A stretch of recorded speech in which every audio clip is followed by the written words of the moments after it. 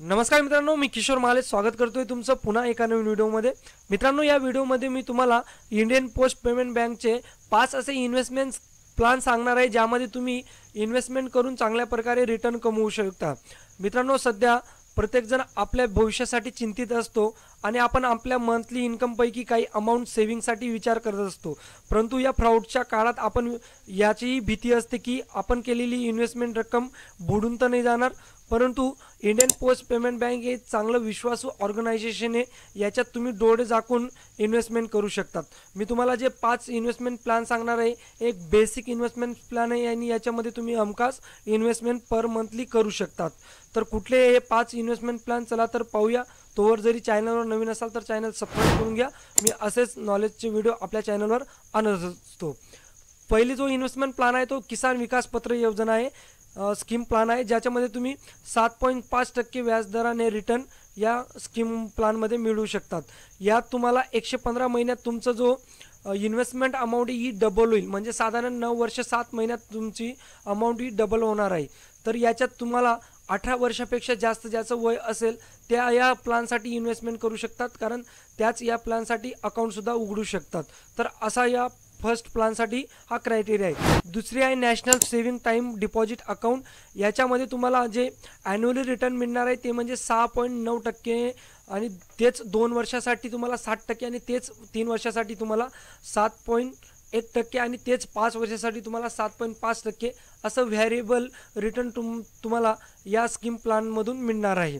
तर असा national saving time out deposit अकाउंटचा क्रायटेरिया आहे। याचं इथे तुम्ही इन्व्हेस्टमेंट करून चांगल्या प्रकारे, तो वरिष्ठ नागरिकांसाठी त्याचं नाव आहे वरिष्ठ नागरिक बचत योजना।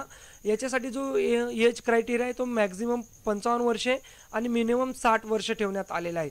याच्यात तुम्ही मिनिमम 1000 रुपयेपर्यंत इन्व्हेस्टमेंट करू शकतात आणि मॅक्झिमम 30 लाख रुपयेपर्यंत इन्व्हेस्टमेंट करू शकतात। याच्यात तुम्हाला जो व्याजदर मिळणार आहे ते 8.2% व्याजदर याच्यात या स्कीम प्लॅनमध्ये तुम्हाला मिळणार आहे। तर येही वयोवृद्ध लोकांसाठी चांगल्या प्रकारे एक रिटर्न प्लॅन चांगला आहे, याच्यातही तुम्ही इन्व्हेस्टमेंट करू शकतात।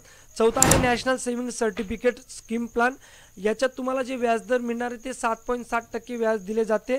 त्यानंतर जे आयकर विभागाचा TDS किंवा टॅक्स असतो त्याच्यामध्ये याला 1.5 लाखापर्यंत गुंतवणुकीला सूट देण्यात आलेली आहे।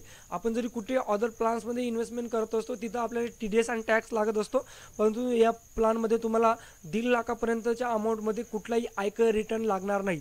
त्यानंतर आपण त्याला म्हणत असतो।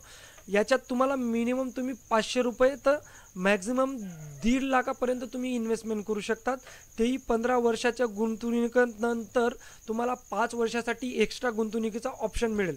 सपोज तुम्ही जरी 15 वर्ष गुंतवणूक केली आणि तुम्हाला अजून 5 वर्ष गुंतवणूक वाढवायची, तर तुम्हाला एक्स्ट्रा 5 वर्ष या योजनेसाठी या स्कीम प्लॅनमध्ये मिळत असतात। तर याच्यामध्येही तुम्हाला चांगल्या प्रकारे रिटर्न मिळू शकतो।